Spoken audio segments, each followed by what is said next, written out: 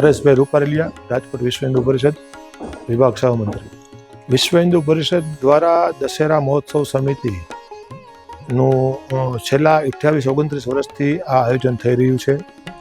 યુપીથી કારીગરો આવે છે અને રાવણ તૈયાર કરે છે અને છેલ્લા 1.5-2 મહિનાથી આ તૈયારીઓ ચાલી રહી હોય છે. પછી કાર્યક્રમને દિવસે ત્યારે શસ્ત્ર પૂજન અને આતશબાજીનો પણ કાર્યક્રમ હોય છે.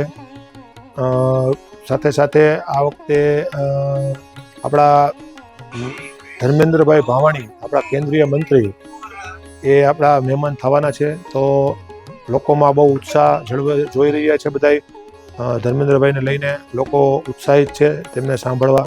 થીમ આ વખતે આપણે જાતિવાદના ભેદભાવ જે હિન્દુ સમાજમાં છે, અંદર જે ઊંચ નીચના ભેદભાવો છે હિન્દુ સમાજમાં, એ ભેદભાવોનો નાશ થાય એના માટે આપણે જાતિવાદનું રાક્ષસ દહનનું આ વખતે થીમ આપણે રાખી છે.